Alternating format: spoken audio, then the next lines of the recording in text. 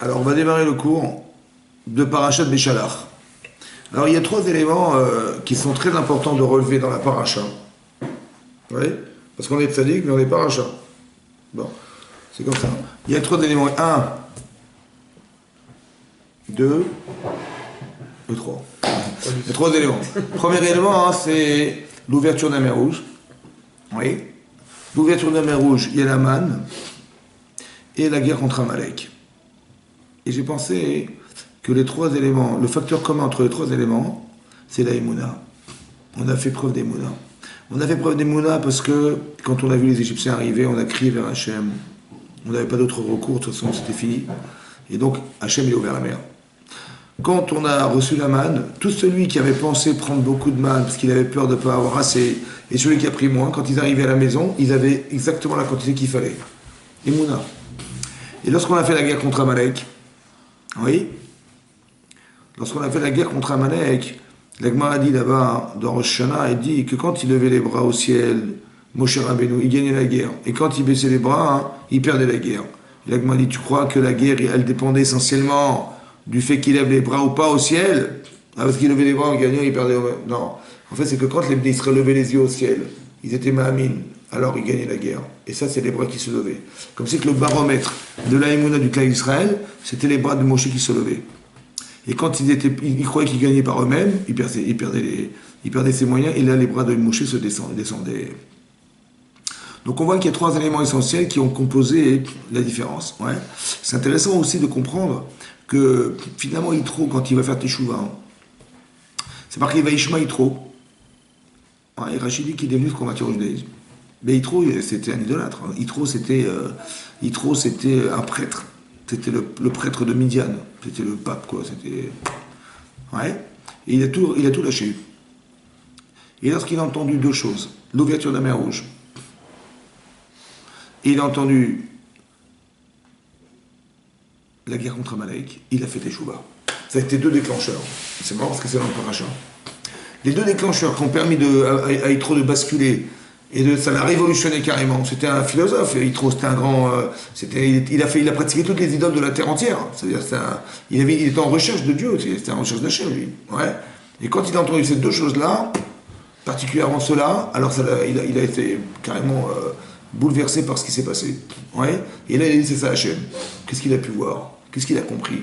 Qu'est-ce qu'il a pu comprendre qu'il a fait carrément... comment dire, ça a complètement, ça lui a prouvé que Hachem, c'était lui Hachem, quoi. Et il dit, parce que j'ai servi toutes les idoles du monde, et là j'ai compris que c'est lui qui est Elohim, c'est lui Dieu. Qu'est-ce qu'il a compris? Alors j'ai pensé peut-être comme ça. La différence entre Kret Yamsouf et la guerre contre Amalek. En fait, Paro, il a assujetti des hommes, des Hébreux en Égypte, il a voulu les rendre esclaves. Et lorsqu'il est parti les rechercher, ouais, on a l'impression dans le texte qu'il voulait récupérer des esclaves. Mais dans le Midrash Rabbah, c'est marqué qu'il voulait les tuer. D'accord? Maintenant, pourquoi? Parce qu'ils avaient volé toutes les richesses de l'Égypte, ils avaient tous les grands riches, ils étaient partis les convertir, ils étaient partis avec eux. Donc c'était un affront pour lui, donc il a voulu les tuer. C'est du Midrash Rabbah. Amalek aussi, il a fait la guerre pour tuer Israël, mais c'est pas la même guerre. La guerre d'Amalek, c'est une guerre idéologique. Ça veut dire, si vous voulez, Amalek, c'est celui qui va vouloir défendre des idéaux, ouais, et prouver au monde entier que Dieu n'existe pas. Ouais. Il dit tout ce qu'on a eu, toute la réussite du clan d'Israël, c'est de la chance. C'est le hasard. Vous avez compris? Ils ont eu du pont, voilà, ils ont gagné ça, ils ont réussi ça, ça a marché pour eux. Mais bon, la chance, ça passe à rien. Eh ben, tu verras, un jour, on va se battre contre eux, on va gagner, un jour, on va gagner. Tu vois? Parce qu'ils pensent qu'il n'y a pas Hachem derrière. Tout ça, c'est du hasard. Bon, c'est un problème idéologique. On voudrait détruire la notion de hasard dans la Torah et penser que c'est pas Hachem qui est derrière le hasard. C'est le hasard, c'est la chance. Des fois, t'as là, des fois, t'as pas. Vous avez compris? Donc là, ils voulaient détruire une idéologie et l'autre, il voulait détruire le corps. Et à chaque fois qu'on fait appel à Hachem, ça marche. Mais dans quel sens? Parce que l'Égypte, c'est la plus grande puissance du monde. Et la plus grande Touma du monde, la plus grande impureté du monde, c'est Amalek. Vous avez compris? Et on voit que dans les deux domaines, Hachem y gagne. Celui qu'on appelle, on fait appel à lui, il va nous faire gagner la guerre contre la plus grande puissance physique du monde, et contre la plus grande Touma du monde, on gagne aussi. Vous avez compris? Comme si qu'on avait gagné par rapport à son corps et par rapport à sa neshama. Vous avez compris? On est démonstrateur qu'à travers le fait qu'Hachem, on fait appel à lui pour nous sauver notre vie, ça marche. Et lorsqu'on fait appel à lui pour sauver notre neshama, ça marche. Alors ça c'est Hachem. Vous avez compris? C'est peut-être ça l'idée derrière, que quand on fait appel, c'est là qu'il a dit, mais c'est pas possible. Parce qu'il y a tellement de dieux, il y a tellement de domaines, il y a tellement de... Ouais, que c'est pas possible qu'il puisse remplir les deux fonctions. Et ben on voit que c'est vrai, il a rempli les deux fonctions. Hachem, il a rempli les deux fonctions. D'avoir sauvé le corps du Klal Israël, d'avoir sauvé la neshama du Klal Israël. Ouais, c'est ça qu'on a vu. Et c'est peut-être ça qui est de la révolution. Mais tout ça, c'est parce qu'on a compris des choses qu'on a allé à Emunat Hachem. Ouais. C'est parce qu'on a compris que Hachem, il nous a sauvés, ouais, que Hachem, il est derrière tous les événements de notre vie, qu'on fait Teshuvah. Dans la paracha, c'est marqué Veizaraku Hachem. Quand ils ont vu les Égyptiens arriver, ils ont crié vers Hachem. Ils ont crié vers Hachem. Et on s'est posé la question de dire pourquoi on crie? On peut prier, non? Pour dire qu'ils ont prié Hachem, on dit qu'ils ont crié vers Hachem. Veizaraku Hachem, Zaraka, c'est un cri. Mais pourquoi on crie? On peut bien dire des mots, non? On peut pas exprimer ce qu'on ressent. Pourquoi à chaque fois qu'on est en panique, ouais, ici c'est un moment de panique, on a forcément crié vers Hachem? Alors peut-être le cri, l'expression du cri, ouais, c'est comme ça. Quand par exemple une femme, elle va crier désemparée par une situation, elle va avoir une souris, elle va crier. Ouais. Ou un type, quand il va avoir un grave accident, il risque d'avoir un grave accident, il voit une voiture arriver sur lui, il va crier. Mais pourquoi on crie? Quand on panique, l'expression de la peur, c'est un cri. Pourquoi l'expression de la peur, c'est un cri? Alors peut-être que le cri, en fait, c'est l'expression la plus profonde qu'on ressent. Et c'est quelque chose qu'on ne peut pas expliquer. C'est-à-dire qu'on ne peut pas verbalement expliquer une situation, alors on crie. Quand je peux l'expliquer, je parle, et quand je ne peux pas l'expliquer, je crie. Ça va? Comme une femme, elle va voir une araignée, elle va crier. Pourquoi? Parce qu'elle peut pas, elle a un ressenti tellement puissant qu'elle ne peut pas l'exprimer. Alors elle va crier. Et c'est pareil, quand on est stupéfait par une situation et qui nous fait peur, on va crier forcément parce qu'on ne peut pas l'expliquer, la situation, elle n'est pas verbalement explicable ou intellectuellement explicable. Donc Veizaraku Hachem, c'est-à-dire qu'on était en porte-à-faux entre le désert, où il y avait des bêtes féroces de la Midrash, on savait qu'on allait disparaître parce qu'il y avait des animaux féroces et des scorpions, et en face de moi j'ai la mer, et derrière moi, j'ai les Égyptiens qui arrivent, on est pris en étau, et là, on va prier Hachem, le seul recours qu'on avait, c'est de prier Hachem. C'est-à-dire qu'on a eu un réflexe. Pourquoi je dis un réflexe? Parce que dans des situations pareilles, on ne réfléchit pas. Ouais. Ça veut dire qu'on n'est pas en train de se dire, tiens, on va faire une interrogation, tiens, qu'est-ce qu'on veut? Tiens, si par où nous court après, qu'est-ce qu'on fait? Ouais, alors on va réfléchir, ouais, on va prier, on va se battre, on est neutre dans la pensée. Mais quand on est en face d'une situation pareille, on n'a pas le temps de réfléchir. Donc qu'est-ce qu'on fait? Ben, la vraie nature de l'homme, c'est dans la panique. La vraie nature de l'homme, quand est-ce qu'on va savoir vraiment qui on est? C'est quand on va avoir peur et qu'on n'a pas le temps de réfléchir, et la réaction qu'on a eue, c'est la vraie nature. C'est ça qu'on est vraiment, tu vois. Donc Hachem, en vérité, quand il envoie une épreuve pareille, quelque part, il nous apprend à nous connaître. Allez, tu vois, t'as vu comment t'as réagi? Il y a des gens qui ont prié Hachem, il y a des gens qui sont pleins. Ils ont été voir Moshe Rabbeinu, lui disant, mais qu'est-ce qu'on a été faire de sortir? Et quoi, il manquait des cercueils en Égypte pour qu'on soit obligé de mourir dans le désert? Tu vois, cette réaction de plainte. Alors j'ai dit, pourquoi il y a des gens qui se plaignent, il y a des gens qui ont un recours vers Hachem? Parce que je pense qu'il y a deux choses, il y a deux conceptions. Quand tu conçois les choses de façon physique, parce que manifestement, Paro, il va nous tuer tous, tu vois. Donc mon corps, c'est mon corps qui dit, mais qu'est-ce qu'on a été faire de sortir d'Égypte? Mais en vérité, c'est pas mon intellect qui pense. Mon intellect, il ne fait que traduire une émotion corporelle. Ça veut dire que je me sens mal. Tu vois? Je me dis, mais on va tous disparaître, c'est pas possible. Ou c'est par où dans la mer on va se noyer, ou dans le désert on va être mangé par des animaux, ou on va mourir de faim et de soif, soit on va se faire massacrer par les Égyptiens qui viennent nous attaquer, ils sont armés jusqu'aux dents. Vous avez compris? Mais quand je dis, mais j'ai peur, en vérité c'est mon corps qui a peur. Tu comprends? Il faut comprendre derrière la problématique qui vient. Si par exemple je suis armé et je sais me défendre, j'ai pas peur. Vous avez compris? Donc c'est mon corps qui a peur, c'est pas ma neshama, c'est pas mon sechel qui a peur, c'est pas mon cerveau. Mon cerveau ne fait que traduire une émotion corporelle. Donc ça veut dire quoi d'avoir la émouna? C'est de dépasser mon corps, ou de trouver des solutions qui sont au-delà de mon corps. Ça veut dire que quand je ne peux pas en sortir, bah, je vais prendre un médicament, mais quand je ne peux pas m'en sortir, mon vrai réflexe, c'est de faire appel à Hachem. Ça va? Ça veut dire que... Et c'est même des choses organisées par Hachem. Parce que pourquoi je dis ça? Parce que c'est très compliqué de lui laisser une place. On dit, par exemple, cacher Zibougo chez la dame qui crée Tchem Souf. C'est dur de trouver son conjoint comme c'est dur d'ouvrir la mer rouge. La parnassa, hein, c'est pareil. Ouais. Cacher Mézonotav chez la dame, c'est difficile d'avoir une parnassa comme d'ouvrir la mer rouge. Vous allez bien la comprendre. Oui. Maintenant, le point commun entre les deux, c'est quoi? C'est qu'on sait que Hachem, il est mis avec Zibougim. C'est lui qui organise les couples. Oui, c'est Hachem qui crée les liens. Et c'est aussi Hachem qui envoie la parnassa. Bon. Quand quelqu'un il rencontre sa future épouse, ou quand quelqu'un il gagne bien sa vie, il gagne sa vie tous les mois, à la fin du mois il y a un chèque, à la fin du mois où il y a des clients qui lui remettent de l'argent à chaque fois qu'il rend service aux gens, ouais. Il fait des efforts, il se lève le matin, il a du matériel, il vend de la marchandise, il a des vendeurs, il a une boutique, il fait de la publicité, qui c'est qui fait le travail? Au fond, quand je reçois mon argent à la fin du mois, quand je reçois l'argent, c'est qui en vérité qui m'a fait gagner ma vie? C'est moi. Oui, non. C'est dur de croire que c'est Hachem. Pourtant, c'est qui? Bémet, c'est Hachem. Ouais. On dit l'Agma dans Rosh Hashanah, là-bas, elle dit que la Parnassa, elle est fixée, mais Rosh Hashanah et Rosh Hashanah. Depuis le jour de Rosh Hashanah, on a fixé la Parnassa de l'année prochaine. Ça va? L'année qui va arriver. Donc c'est Hachem qui a préparé tout ça. Oui. Nous, on fait des efforts pour finalement réaliser ce qu'Hachem a pensé à Rosh Hashanah. Mais c'est dur de croire que c'est lui. Ben moi, je crois que c'est moi. Quand je fais rien, je sais ce que je fais, et quand je fais quelque chose, je sais ce que je fais. Le produit de mon travail, je sais ce que j'ai produit, je sais ce que j'ai fait comme effort, je sais vers quoi j'ai abouti, je le sais, ça. En vérité, c'est faux. C'est dur d'y croire. C'est dur d'y croire. Ouais. Parce que ce n'est pas le produit de ton effort. C'est-à-dire que quand on fait un effort dans une chose, ouais, ne crois pas que parce que tu as fait un effort que tu as gagné.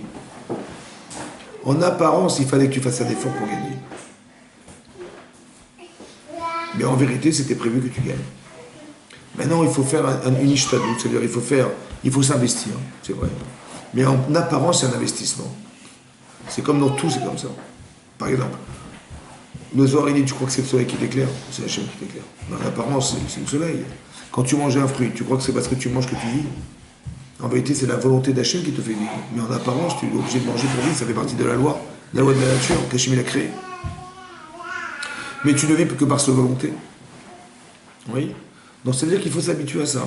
Que la Emouna, c'est de dépasser l'image, de dépasser, oui, ce qui se passe. Et quand je sais qu'Hachem est derrière tous ces événements, si je ne crois pas en Hachem, je n'ai pas confiance, alors je vais dire, je vais me battre, ou alors c'est fini, on est fini. Ouais. C'est-à-dire qu'il y a une limite de compréhension dans la perception que j'ai de l'existence d'Hachem. Quand est-ce que je le sais vraiment? Et le degré que j'ai vraiment d'acceptation d'Hachem, quand est-ce que je le sais? Quand je me suis poussé des fois à l'extrême dans ma vie. Et là, je dis, alors il est là ou il n'est pas là? Vous avez compris? Voilà.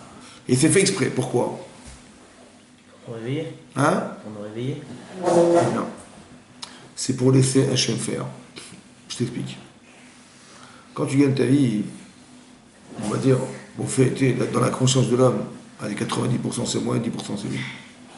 Les clients, les machins, bon, j'ai eu de la chance, Mina Shamaïm, il m'a téléphoné, Mina Shamaïm, ouais. Oui.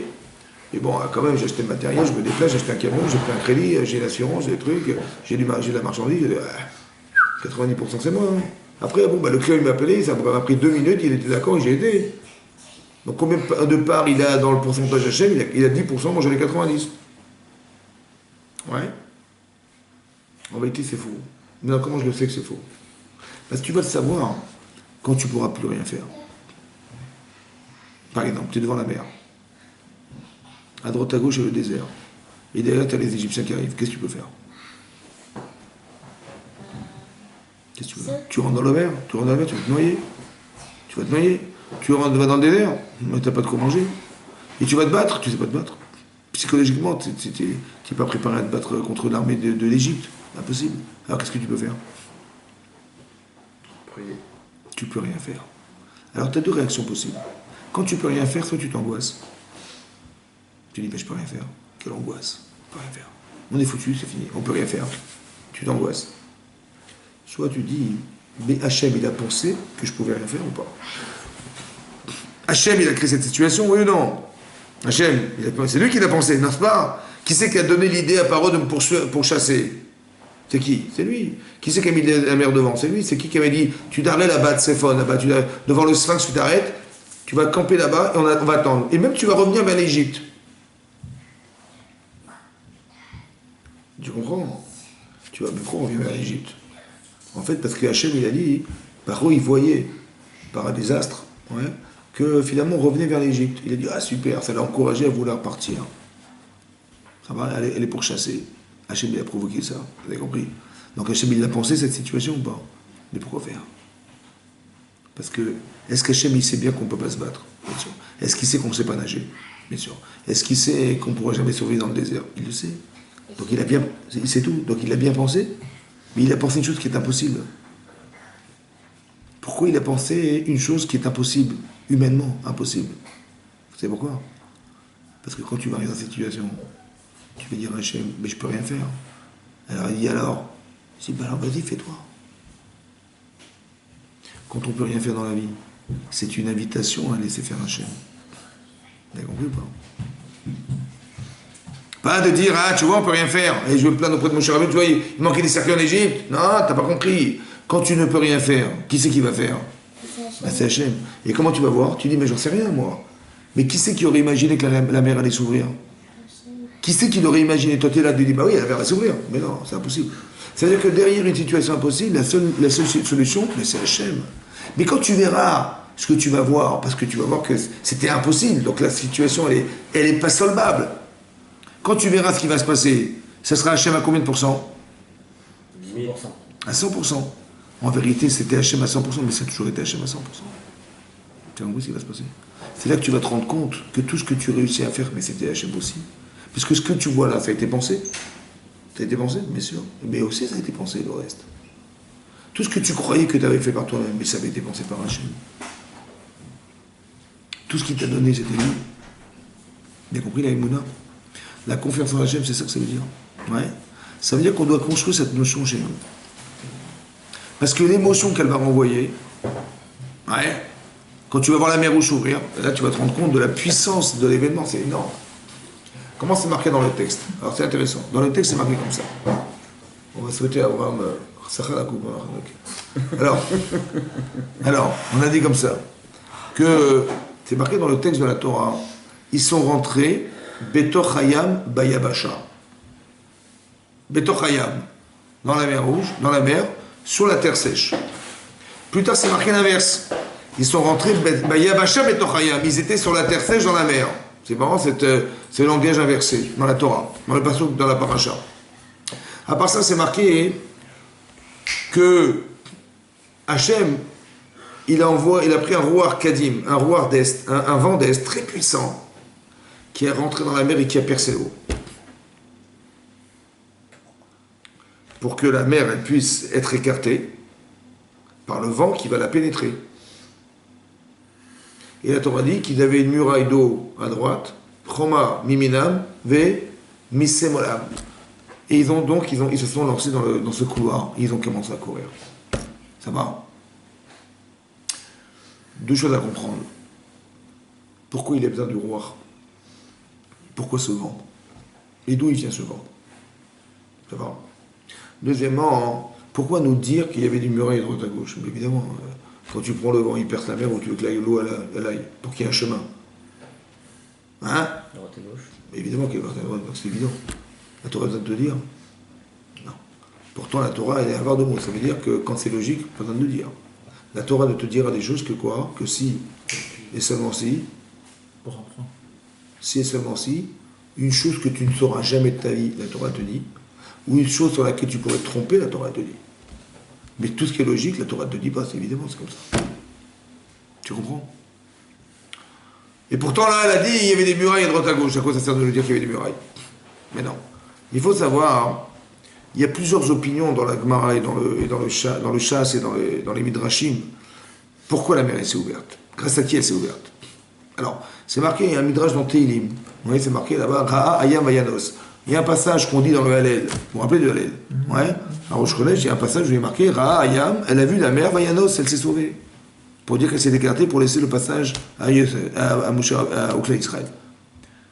Le banc de Midrash, Rabbah, là-bas dans Sefer Teilim, il demande, Mais qu'est-ce qu'elle a vu la mère?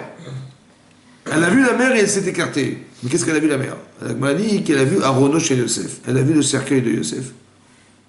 Pourquoi? Parce que lorsque Yosef, il a été éprouvé par la femme de Potiphar, et qu'il a refusé ses avances, il a reculé. Ses avances. Il a refusé. Ouais. Et quoi? Vayanos, il s'est sauvé, Vayetzachoté, il est sorti extérieur. La Midrash dit, Vayanos, il s'est sauvé. Elle s'est sauvée parce qu'il s'est sauvé. La mère, elle s'est écartée parce qu'il s'est écarté. Ça, c'est marqué dans le Midrash dans Tehillim. Quel rapport avec la mère? Parce qu'il n'avait pas de belle-mère encore.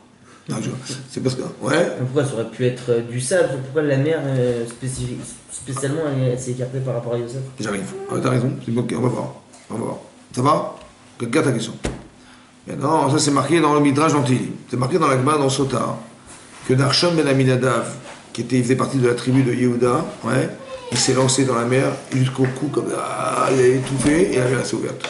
Donc d'après la Gemara dans Sota, c'est grâce à Narshon ben Aminadav, qui faisait partie de la tribu de Yehuda. Ça va? D'après la Torah, c'est marqué, ils ont crié. La Emouna du clan Israël. Ouais. C'est la Emouna du clan Israël. Au moment, à l'instant T, où ils n'avaient plus de chance d'espoir de s'en sortir, ils ont crié vers Hachem, et là, Hachem, il a écouté la prière, il a ouvert la mer. Oui. Donc d'après la Torah, c'est le clan Israël. D'après le Midrash, c'est Yosef, et d'après la Gemara, c'est Narshon ben Aminadav. Alors c'est qui, je comprends pas, c'est qui alors? Les trois, tout le monde. Ah, c'est quoi? Comment ça marche? Comment ça se comprend? Par exemple, si Yosef, il avait flanché, et que les petits Israël avaient crié, Arnaud, il était rentré dans la mer, ça aurait marché ou pas? Non. Ah non. Si Yosef, il avait échappé à cette femme, mais que Narshon n'était pas rentré, ça aurait marché ou pas? Et même s'ils avaient prié eux, ça aurait marché ou pas? Et si Narshon était rentré, mais ils n'avaient pas prié, ça aurait marché ou pas? Ça aurait compris? Ça veut dire quoi ça? C'est un trio, quoi. Hein? C'est un tabouret. Un tabouret. Un trio. Un trépied. Peut-être que ça aurait pu marcher. Est-ce qu'ils étaient trépieux? Hein? Ça aurait peut-être pu marcher. Quoi? Il aurait mis trois options. Non, il y a pas- Comme il y a ça, pas- à un moment donné, il y en aurait bien une qui se serait déclenchée. Ah, tu dis que c'est des L'action, Ça le suffit cri pas. ou Mais Yosef. pourquoi t'as besoin de trois? Ça suffit pas. Pourquoi ça suffit pas, Yosef? Ça suffit pas. Pourquoi? Parce que c'est génétique, Yosef, mais peut-être les enfants ils vont pas suivre. Maintenant, s'ils crient tous, alors c'est bien, mais il faut y en a un qui jette à l'eau. Parce qu'ils sont pas capables de se jeter tous à l'eau, donc il faut les trois éléments. S'il en manque un, c'est foutu. Ouais. Ça veut dire comme ça. Tu sais quoi? Quand tu fais quelque chose que tu réussis, qu'est-ce que tu crois? Tu T'as réussi. C'est bon. Grâce à moi. Tu sais quoi? Ici, il y a marqué, peut-être c'est ton grand-père. Voilà, c'est par son Ah oui. mérite. S'il n'avait pas eu Yosef, on Qui aurait avait ouvert la route. C'est ça qu'on dit le Shroutavot. Tu comprends? Ouvert la route. C'est-à-dire qu'on a le Shrout de Yosef derrière. Mais ça ne suffit pas. C'est pourquoi? Parce que c'est qu'un potentiel. Tu as une force en toi. C'est Yosef. Maintenant, Narshon, il va avoir le courage d'aller au bout de lui-même. Ouais. Et les Israël, ils vont demander à Hachem collectivement. Lui, c'est un individu, et sur le plan collectif, c'est autre chose.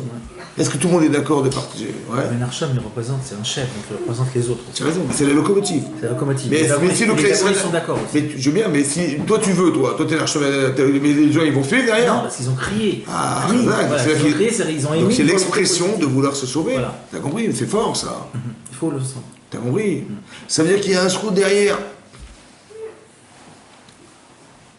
Mais non. Pourquoi et d'où il vient le vent, à votre avis? Si la mer s'est ouverte grâce à qui? Grâce à Yosef. Ouais. D'où vient le vent? Qui a percé la mer. Tu vois qu'on réutilise les mitzvot des tzadiki pour pouvoir sauver les gens dans les situations difficiles. C'est incroyable ça. Hachem il fait rien de gratuit. C'est ça qui est marqué là. Est-ce que vous comprenez? Rien n'est gratuit. Que tous les miracles qui nous arrivent, en vérité, ils ont été payés quelque Ils part. ont un été jour. semés. Semés quelque part. Chazak ou Baruch. Quand tu dis j'y vais ou j'y vais pas, tu dis bah, Bof. bof. Bah, peut-être que si tu avais été de tout ton cœur, peut-être tu aurais fait un truc, je sais pas, parce que Hachem il va faire avec les mitzvot, ça. Voilà. Ça te rend compte ou pas? Tremplin. Par exemple, Avraham Avinu, il a reçu des anges. C'était un jour difficile quand même, parce qu'il avait fait la Brit Mila 3 jours avant. Il y avait une chaleur torride. Dit la Gemara dans Baba Messiah, Bisrout Shlosha. Par le mérite de 3 choses qu'il a faites. Qu'est-ce qu'il a fait, Abraham? Il a donné à manger à ses gens. Ouais. Il leur a donné à boire, il les a mis à l'ombre d'un arbre. Pour les rafraîchir de la chaleur. Bisrout Shlosha. Par le mérite des 3 choses qu'il a faites, on a eu la manne. Pour le manger. On a eu le Be'er Miriam, le puits de Myriam, parce qu'il leur a donné à boire, et Anané Kavod, les nuées. Ouais. Quel rapport entre le désert et Avraham Avinu? Aucun, a priori. Hein? Alors j'ai pensé comme ça. Pourquoi j'ai mis la chaleur chez Abraham? Il n'y avait pas de thermostat. Exactement. Hein, voilà. Non, mais il aurait dû pas la mettre. Est-ce qu'il avait la clim, Abraham? Je pense pas. Moi non plus. Ah, c'était pas très approprié. En plus, c'est souffert, Abraham ou pas? Ah oui. Tu sais qu'Hachem, il sait que ça fait 3 jours qu'il n'a pas. Il a fait la bride Mila, il souffre le martyr. Et il lui rajoute la chaleur. Ouais. C'est dur quand même. Hein. Ça chauffe ou pas? Ah oui, ça chauffe. Ça chauffe pas. Maintenant, tu sais ce qui s'est passé? Est-ce qu'Abraham, il est capable de faire du chesed au-delà de la nature humaine? Ouais, ça. Dans la chaleur. Tu peux ou pas? Alors, si tu peux, tu vas me permettre à moi de vous nourrir dans le désert de façon surnaturelle. Dans la chaleur du désert. T'as compris ce qui se passe? C'est que toi, tu crois qu'il t'a fait un sale coup. Mais en vérité, non. Hachem, il prépare l'histoire. Il sait qu'on aura besoin de recevoir la Torah dans le désert de Sinaï. Et que là-bas, il fait chaud. Et que là-bas, il faut arriver à donner de la manne. Mais la manne, c'est miraculeux. C'est au-delà de la nature. Mais d'où vient cette manne? Elle vient de qui? D'Abraham. Tu as compris ou pas? Mais est-ce que tu peux t'exempter des mises votes maintenant? Tu dis, ah, c'est pas grave. Tu me dis, vas-y, fonce, vas-y. Non, c'est fatigant. Si Abraham, il a dit, mais je suis vieux, je suis Après, fatigué. le Shulchan Aruch, il n'était pas obligé du tout. Exactement, donc il est au-delà de la Au-delà, nature. hein. Ah Le ouais, dîme. le dîme. Donc Hachem, a il se dépassé. permet d'exploiter cette situation pour aller au-delà de la nature. Parce que la manne qui tombe du ciel, ça n'existe pas ça. Il pleut de la manne tous les matins. Top, non? Tu comprends pas? Abraham, il a donné à manger à combien de personnes? 3. 3. Il y avait combien de millions là-bas? 3 millions. 3 personnes, 3 C'est millions. un bon rendement, hein? Grave. Ah ouais. Il a donné combien de temps ça a duré? Fructifié. Combien de temps ça a duré? Ah, 1 heure, un repas. Et là-bas? 40 ans, ça fait 4 fois 3. C'est logique ou pas? 12 000 fois. C'est logique ou pas? Tu vois la force des bonheurs. Quand tu crois pas en Dieu, tu dis, bah écoute, tu as fait 3, je te donne 3. C'est ton salaire. Voilà. Mais quand tu crois en Dieu, 3 millions. Il n'y a pas de limite. pourquoi? Quand tu te branches sur pas de limite. Pourquoi? Est-ce que tu te branches sur pas de limite? Pourquoi? Tu te branches sur Dieu. Bah, c'est Ensof. Donc, bah, Parce que ta limite, c'est lui. voilà. Et lui, Et ta lui, limite, il va dire, non limite. t'as compris le chat? Tu te rends compte, la Emouna Tachem, ce que ça fait? C'est énorme. C'est puissant quand même, hein? T'as compris? Tu dis, bah, Abraham, il va préparer, il va faire des économies, lui, toute sa famille, pour qu'on puisse manger dans le désert de façon miraculeuse.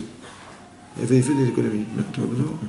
Avec un mec, c'est un truc de fou, quoi. Vous avez compris, le bitachon, la confiance en Dieu, comment ça change tout? C'est ça la manne. La manne, c'est que tu dis, mais de toute façon, on ne sait jamais, j'ai pris mes précautions, tout ce que tu gardes en plus, ça fondait au soleil. C'est comme si on voulait te dire, écoute, ne pense pas au lendemain. Et confiance en Hachem. C'est l'école de la C'est confiance. dingue, hein, c'est fou. Hein. C'est-à-dire qu'on n'a tellement pas confiance en lui, et on a tellement peur, parce qu'on ne sait jamais hein, demain comment on va faire.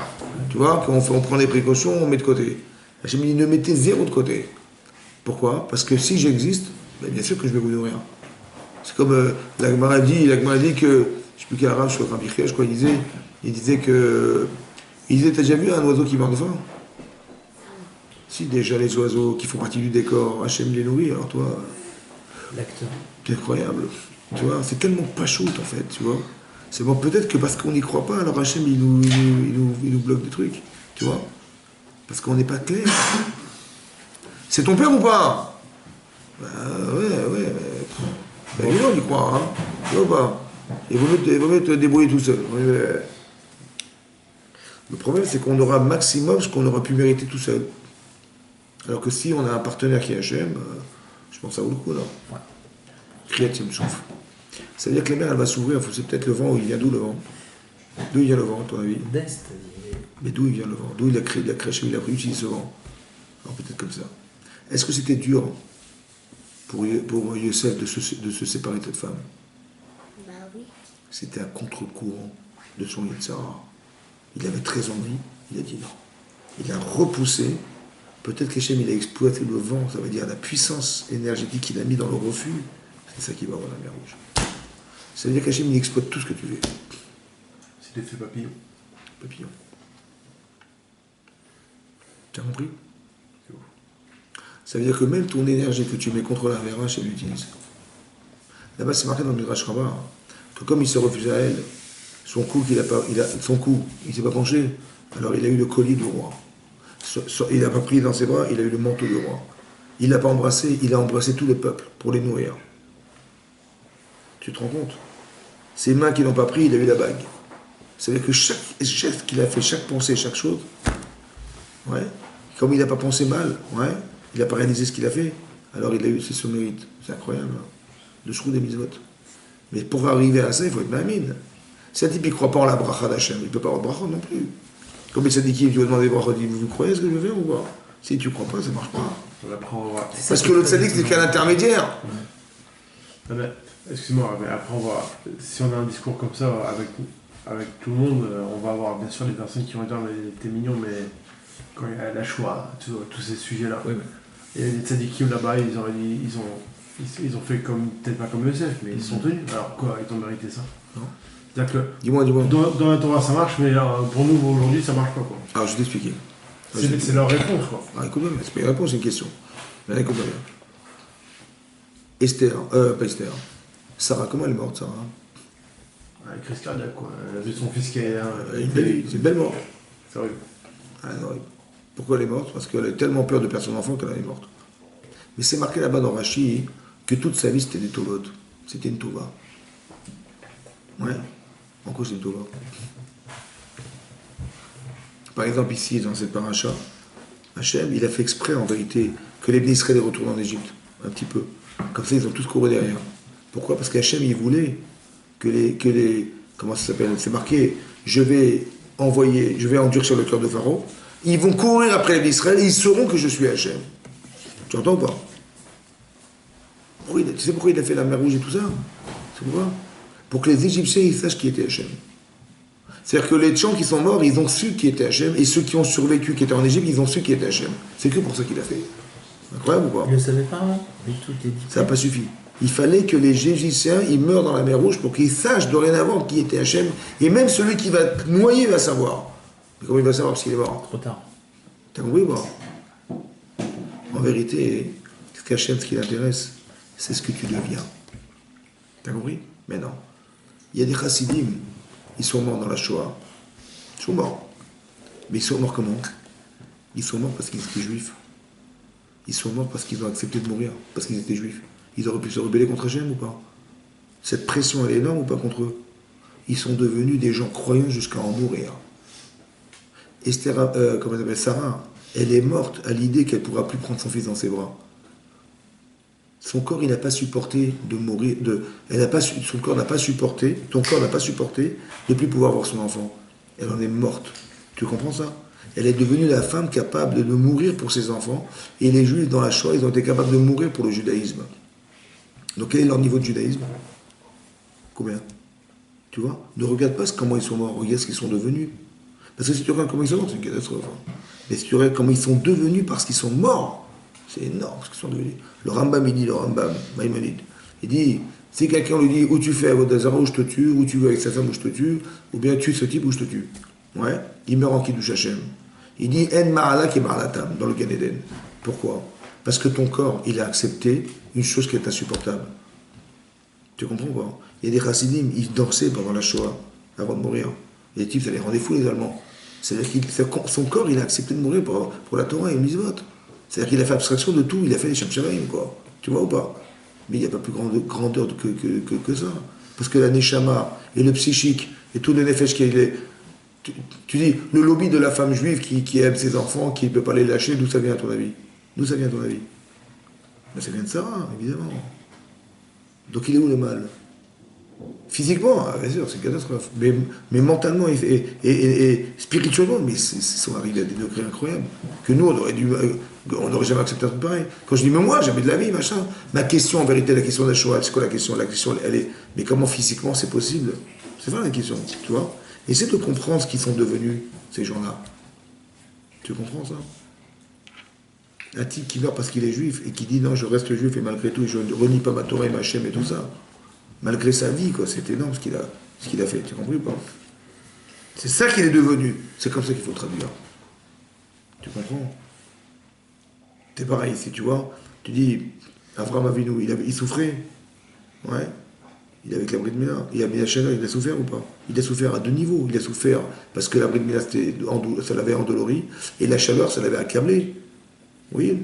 Tu sais ce qu'il est devenu, cet homme, Abraham? Il est devenu la personne capable de savoir que malgré la douleur et malgré la chaleur, il va encore faire de l'Artas Atochim. Tu as compris ça? Moi, je ne sais pas ce que je suis capable de faire.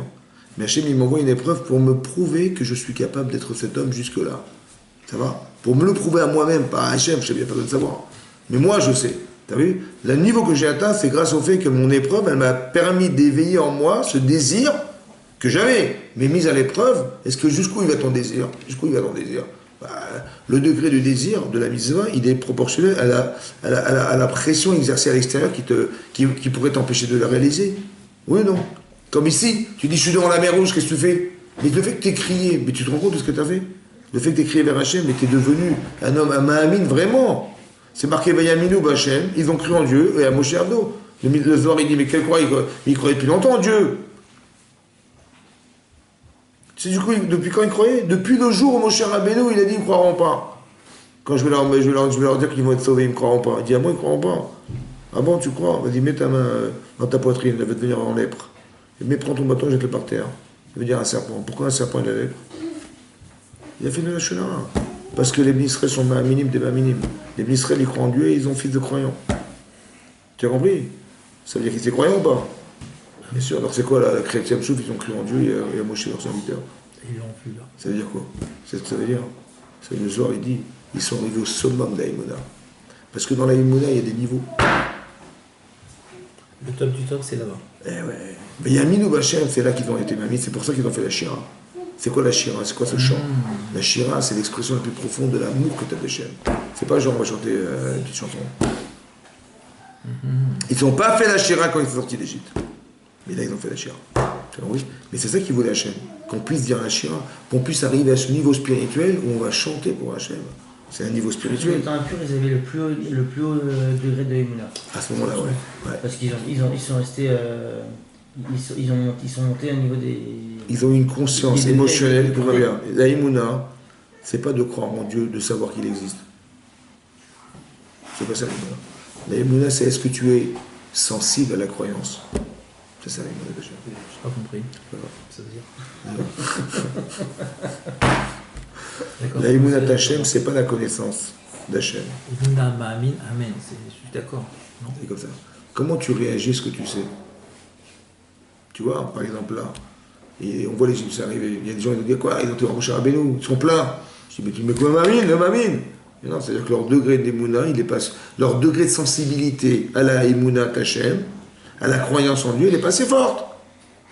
Mais non. Ils ont eu les 10 plaies. Ils ont vu les 10 plaies. Elle n'était pas. Tout ça. Leur sensibilité. Et là, ils se sont dit, on va se faire cuire là, derrière. Qu'est-ce qui se passe? T'as compris? Parce que le degré d'Emouna, c'est-à-dire la sensibilité que Dieu existe, n'est pas assez forte pour dire, mais non, je sais pas, tu crois en Dieu, tu crois en Dieu. Ouais, c'est bon. T'inquiète pas. Mais non, écoute, tu les vois arriver, les Égyptiens, mais tu rigoles. Les pauvres. Mais pourquoi t'as pleuré? Parce que tu vois, tu n'y crois pas assez. T'as compris, bah? Le degré d'Emouna, la sensibilité, c'est ça l'Emouna. Parce que de savoir que Dieu est Dieu, pas de problème. Ah, tu crois en Dieu, mais quand tu vois que, quand t'as les problèmes, allez où mon Dieu? Oui. La preuve est un révélateur du degré de confiance et de sensibilité que tu as d'Hachem. Il y a des gens qui vont crier vers Hachem, il y a des gens que non. Alors j'ai pensé pourquoi il y a eu 2 réactions. Il n'y en a pas eu 4. Il y en a eu 4. Et c'est quoi les 4? C'est pas prélevé. Non. Parce qu'il y a comme ça. Il y en a qui ont dit on va retourner en Égypte. Il y en a qui ont dit on va faire la guerre. Il y en a qui disent on va crier. Crier pour leur faire peur aux Égyptiens.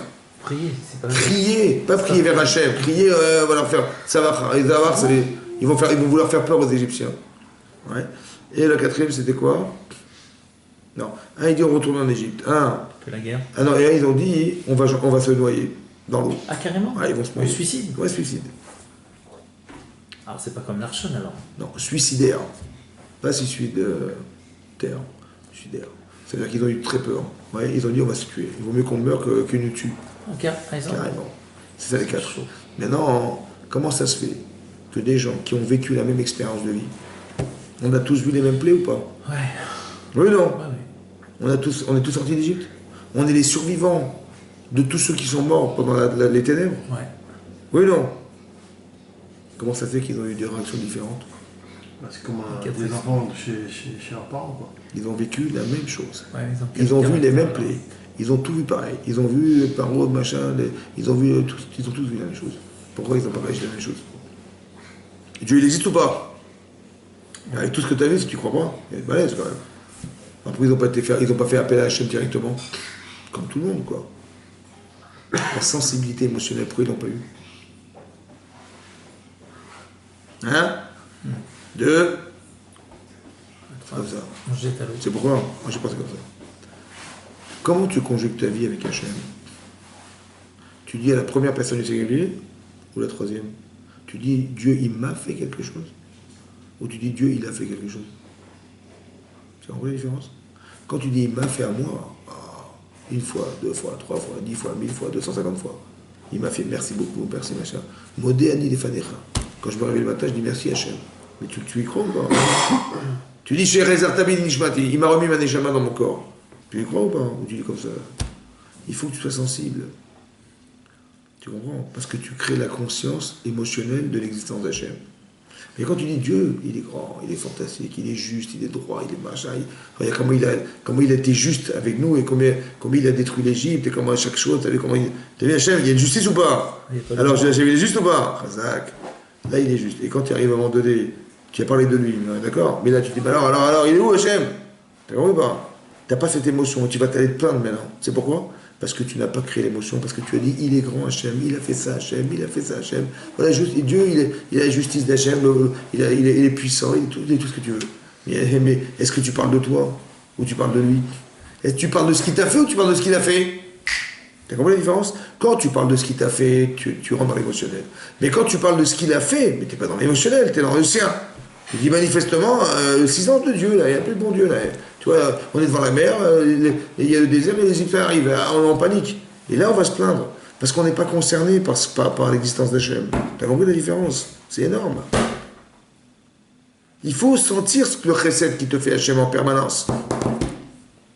Et quand tu dis merci Hachem de ce qui t'arrive tous les jours, par exemple, tu as réussi, je sais pas, dans tous les domaines, vous avez compris, dans tous les domaines, professionnels, financiers, parental, tout ce que vous voulez.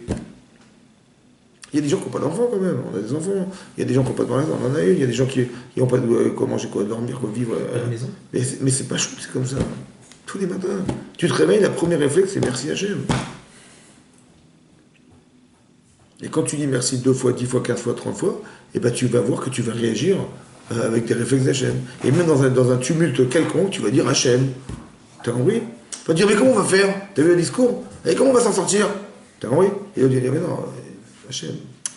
Parce que cette émotion, je l'ai créée. Parce que tous les jours, je me dis, mais je ne le dis pas machinalement, je le ressens, vraiment, je le ressens. Et ce ressenti, il va m'aider.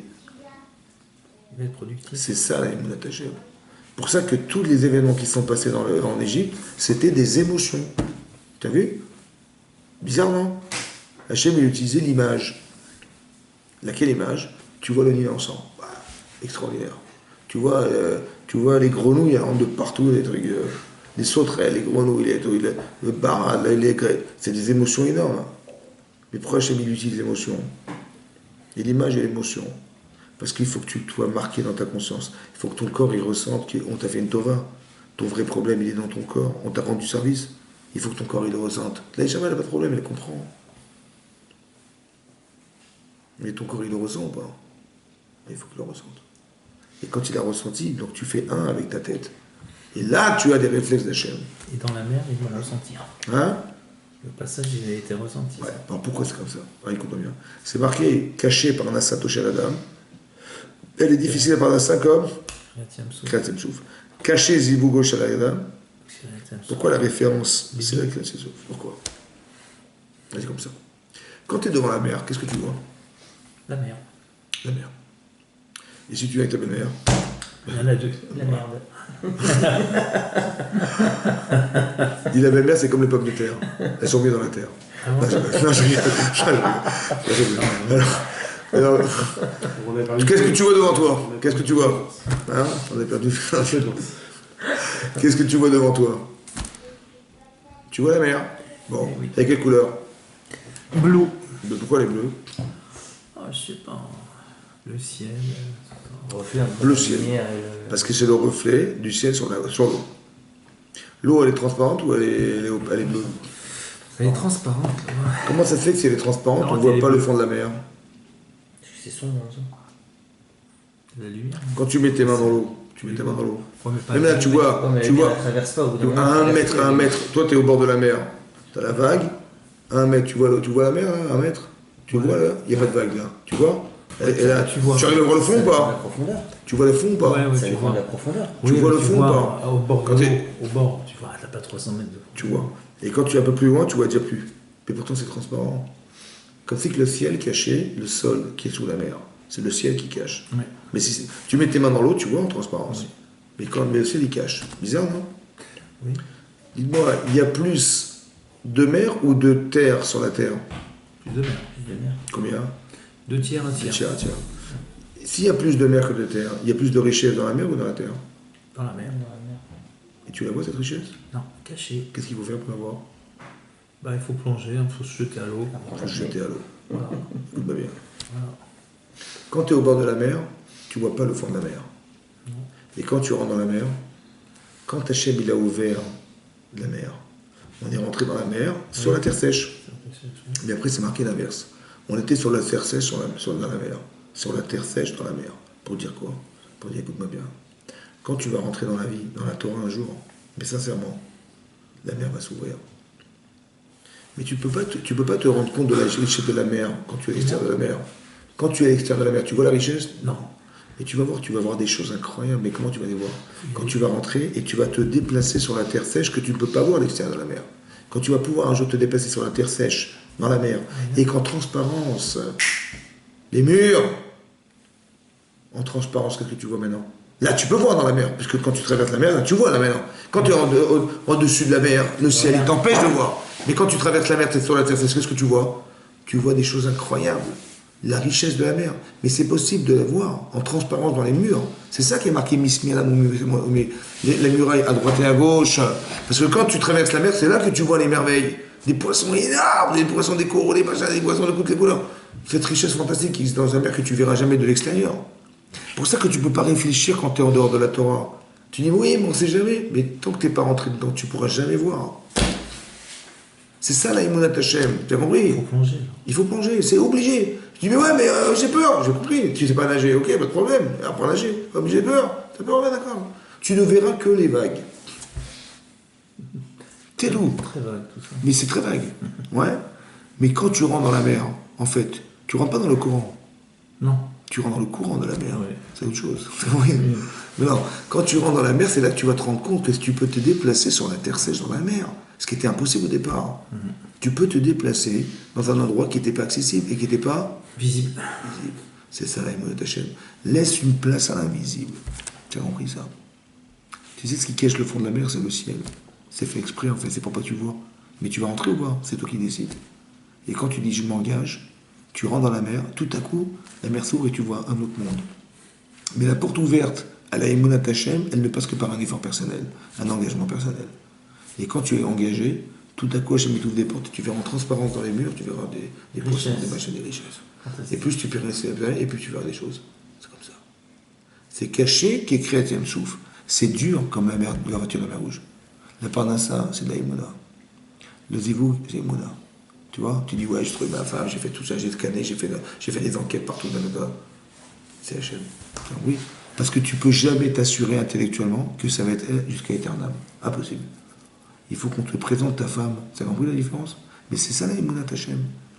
Parce que si tu réfléchis, tu dis mais qui me dit que ouais, aujourd'hui oui, demain je sais pas, et dans 10 ans, on n'en sait rien, dans 20 ans je sais pas. Tu as compris pas? Donc ça peut être que Hachem. Mais ça, il faut être ma'amine que c'est lui. C'est comme la parnassa. Et demain, mais Hachem, bien sûr qu'il a prévu de te faire vivre, évidemment. Tu comprends ou pas? Mais si tu penses que tu vas t'en sortir seul, alors tu vas t'en sortir seul. Mais si tu t'accompagnes d'Hachem, par exemple, tu dis voilà, j'ai envie d'étudier la Torah. Ouais, comme c'est marqué, par exemple, c'est marqué dans Kriyat Shema. Kriyat Shema, c'est marqué. Ve'ayim shamua tishmeu mizotai. Ve'ayim shamua tishmeu aussi, vous écoutez mes mitzvot. Le'ava et Hashem Elokechem, d'aimer votre Dieu. Bechol avavchem v'chol nafshechem. Ve'adati v'da'ar sechem. Je ferai pleuvoir sur vos terres. Ve'asavta leganecha, et tu rassembleras ton blé, que tu mettras au crédit agricole. Ouais, donc c'est important. Ouais, mais non. Attends, tu fais les mitzvot pourquoi, toi? Pourquoi on fait les mitzvot? Bah, pour gagner de l'argent. Ouais, parce que marqué, si tu fais les mitzvot, il va faire pleuvoir. C'est pour ça qu'on fait les mitzvot. Pour qu'il pleuve. Hein? Ou bien pour le là-bas. C'est marrant parce que l'essentiel, c'est marqué dans la Torah. Il n'est pas marqué si tu fais les mitzvot, là-bas. Il est marqué je ferai pleuvoir. Et si tu ne fais pas les autres, si tu ne fais pas les autres, il charav Hachem, je vais être en colère. Il va bloquer le ciel. Hein. Attention, hein. Voilà le discours. C'est normal ça. Hein? C'est un peu enfantin, hein? Basique un peu. Alors le Rambam, il explique comme ça. Le Rambam, il dit comme ça. Je vais vous le dire autrement. Est-ce que vous avez le temps de faire du mitzvot? Non, on n'a pas le temps, monsieur. Pourquoi? On est occupé, le travail, T'as le temps ou pas? On n'a pas le temps. Combien t'as le temps? Ouais, très peu. Très peu. C'est un problème ou pas? Gros problème. Pourquoi c'est un gros problème? Si on aurait fait les mitzvot. Non, pourquoi c'est un gros problème? C'est un énorme problème. C'est un petit problème, gros problème. Pourquoi on est venu sur Terre? C'est l'épreuve alors. Pourquoi on est venu sur Terre? Pour ramasser des carottes et les mettre dans des comptes? Non, franchement. Tout ce que tu vas cumuler dans ta vie, ça va rester là. Qu'est-ce qui part avec toi? Mitzvot, c'est tout. Tout ce que tu deviens, ça part avec toi. Tout ce que tu as gagné, tout l'avoir, il reste, et tout l'être, il part. C'est vraiment bon. Donc je suis venu ici pour être. Mais j'ai pas le temps d'être. Il faut que j'ai avant d'être. Tu te rends compte ou pas? Tu dis, d'un côté j'ai l'éternité, d'un côté j'ai ma vie sur Terre.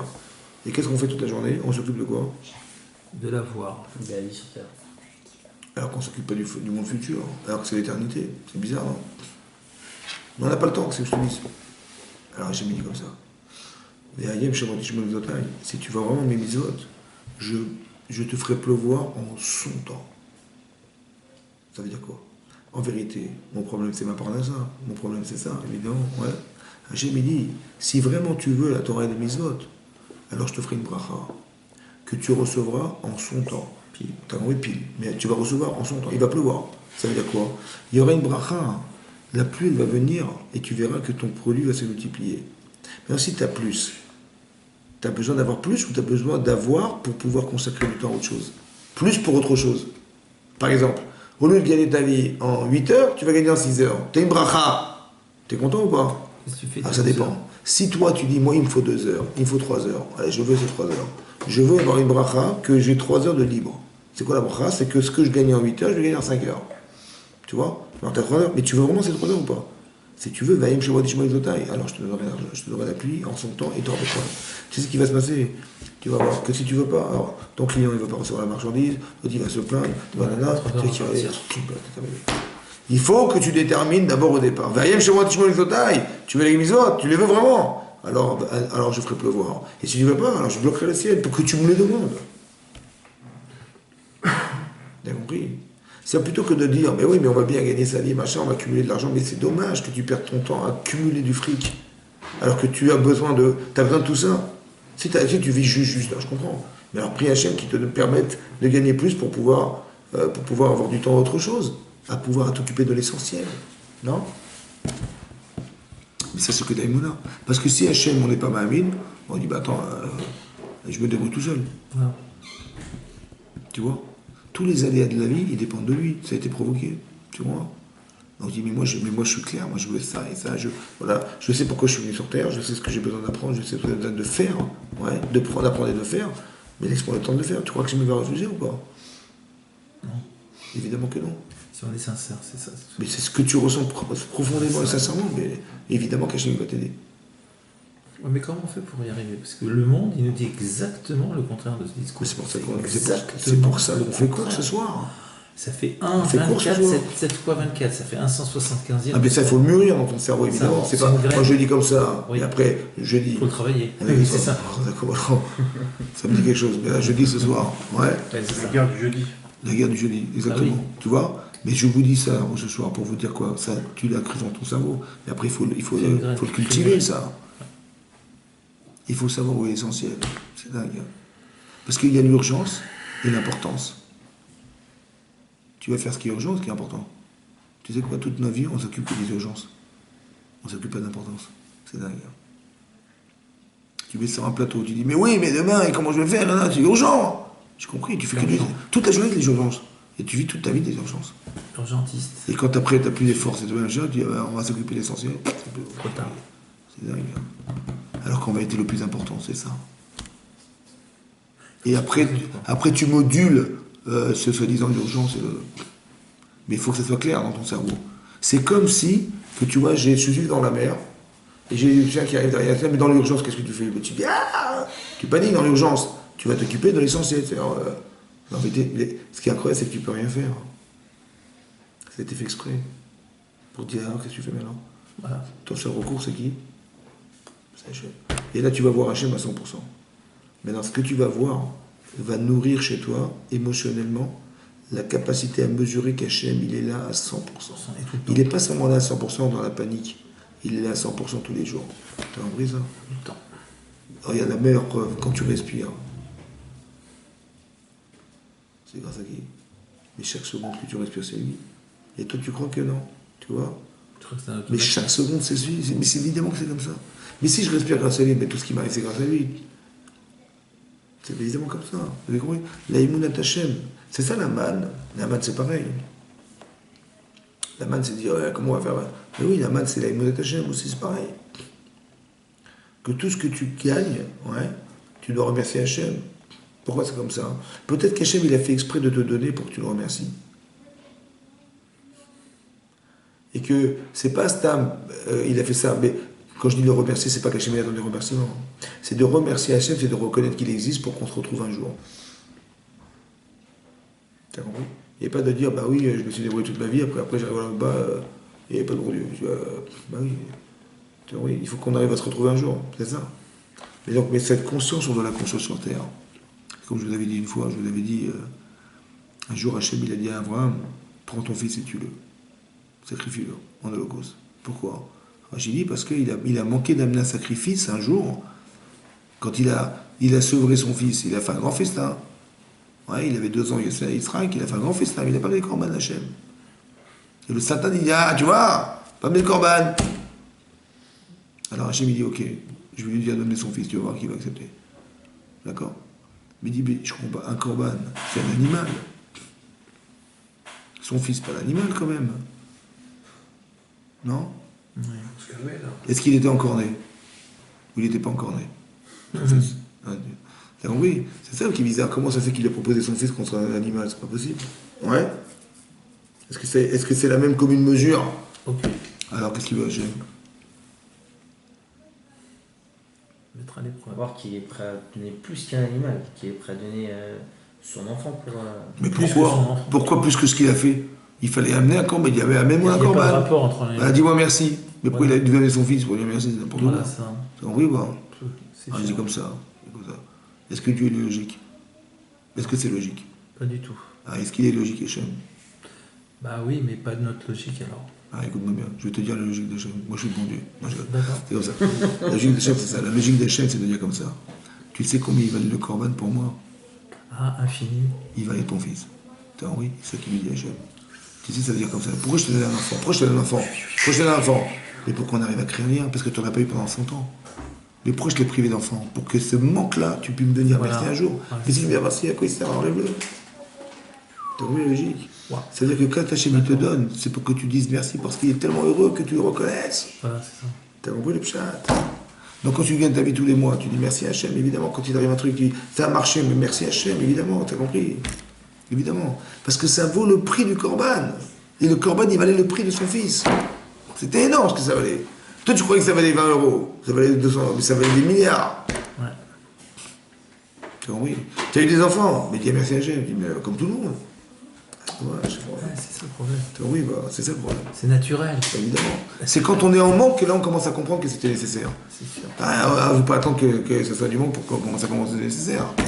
On n'est pas habitué à dire merci. Mais oui, c'est ça le problème, c'est ça le problème. Mais la Emouna Tachem, elle passe par ça. Vous avez compris, c'est très important que ça devienne émotionnel. Tu as besoin de construire des cheminements émotionnels parce que c'est que comme ça que tu vas pouvoir avoir des réflexes et de ressentir, que ton corps y ressente des choses. Parce que c'est ton corps qui fait abstraction en fait. Qui c'est qui veut pas? C'est ton corps. T'as compris? Mais quand un type il t'a sauvé ta vie, après il dit tu peux prendre service, d'abord tu cherches un moment de service. Et quand il te dit mais bien sûr, tu es aux aguets, tu attends, et comme ça tu veux. Oui? Et tu vas pas dire, il dit ah, j'ai besoin de toi, il dit ah bon c'est bon, attends, fatigué, la semaine prochaine. Tu peux plus. Parce que ton corps, il a ressenti ce chesed. T'as compris pas? Et ben ça, hein, c'est ça qu'il faut construire.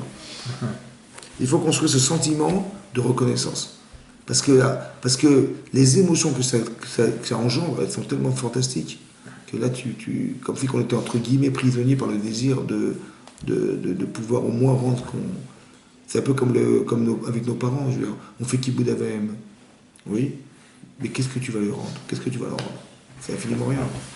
Tu vois? Eh ben, si tu arrives à avoir ce réflexe de vouloir rendre, déjà ça suffit. C'est pas mal. Ouais, ça suffit. Hachem, il attend pas plus que ça. Comme Kibboud Avaim. Tu vois, tu rends service, tu as une attention forte vis-à-vis de tes parents. Ils repartent les reins de tes parents, ça va? Mais c'est pas Hachem. Il faut qu'on arrive à créer cette conscience qui passe par une reconnaissance. Et plus c'est fort, plus tu verras. Tu dis les tzadikim qui font des miracles, par exemple, il y a une telle évidence qu'Hachem existe qu'ils vont allumer des veilleuses avec du vinaigre. Maïr Patlo, là, qu'est-ce que ça lui change Hachem, que ça du vinaigre de l'huile, ça change rien. Tu vois?